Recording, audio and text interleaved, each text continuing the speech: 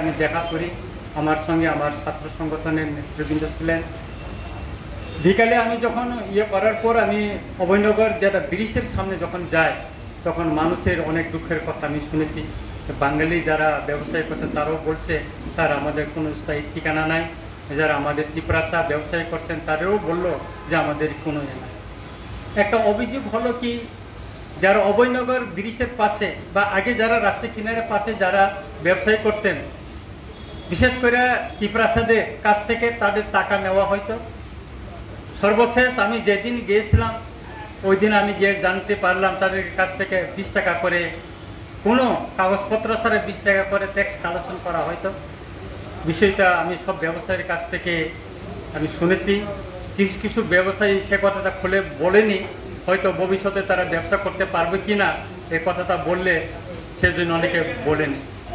তবে এটা বাস্তব সত্য যে আমাদের মাননীয় মেয়র যে তাদেরকে স্থায়ী একটা ব্যবসায়ী স্থান দেওয়ার জন্য যে উদ্যোগটা নিয়েছেন, এটা একটা মহৎ উদ্যোগ, আমি এটা খুবই প্রশংসা করি।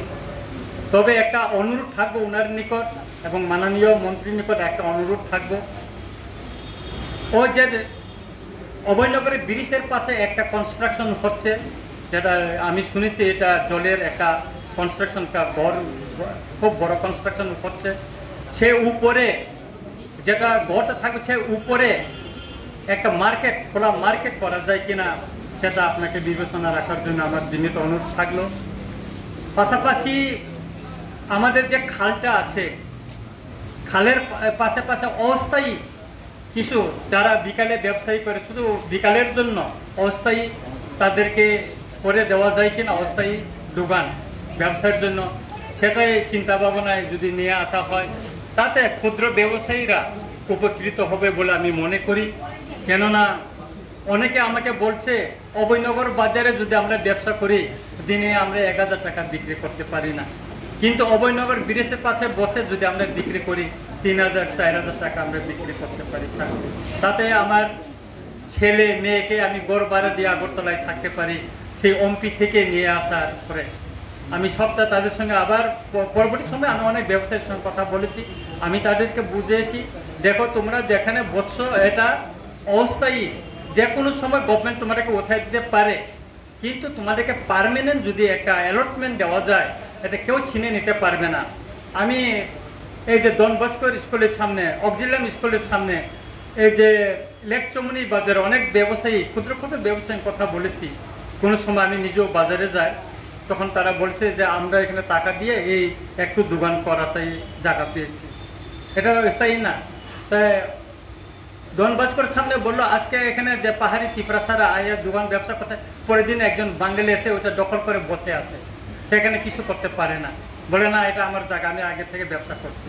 কারণ যারা পাহাড় থেকে যে চিপরাসারা আগরতলায় এসে ব্যবসা করে তাদের তো কোনো স্থায়ী নাই, তারা শহরে আসে সকাল খুব ভোরে 4টার সময় গাড়ি নিয়ে চলে আসে, বিক্রি করার পর বিকালে তারা চলে যায়, তারা এখানে স্থায়ী না। কিন্তু এখানে যারা বাঙালিরা ব্যবসা করছেন তার তো এখানে স্থায়ী, সব সময় এটা দখল করে থাকে, সেজন্য পাহাড়িরা আজকে এখানে কাল ওইখানে এইভাবে তারা চলে যেতে হয়।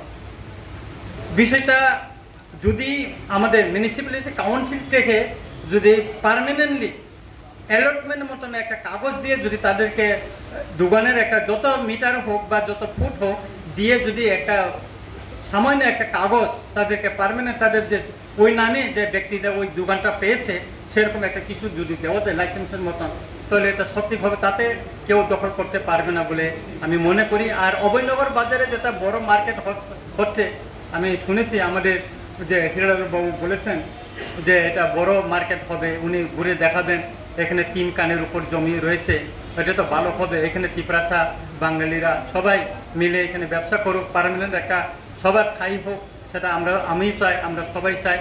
আর পাশাপাশি যে ওই যে আমাদের যে খালটা অভয়নগরের জন্য যে খালটা, ওটা কিনারে অস্থায়ী বিকালের, শুধু বিকালের জন্য একটা অস্থায়ী তাদেরকে ব্যবসা গড়ে তুলে যায় কিনা, সেখানে চিপরাসাও বসবে, সেখানে বাঙালিও বসবে, তাদের জন্য একটু মানবিক দিক থেকে যদি বিবেচনা করে যদি তাদেরকে দেওয়া যায় কিনা সেটা বিবেচনা রাখার জন্য আমি অনুরোধ করছি এবং আমি মাননীয় উপজাতি কল্যাণমন্ত্রী মহোদয়কেও আমি অনুরোধ করব এই ব্যবসা প্রতিষ্ঠান গড়ে তোলার জন্য ট্রাইবেল ওয়েলফেয়ার থেকে ডিপার্টমেন্ট থেকেও যাতে এখানে পর্যাপ্ত একটা সহযোগিতা করা হয় এই অভয়নগর বাজারে, সেটাও আমার অনুরোধ থাকলো।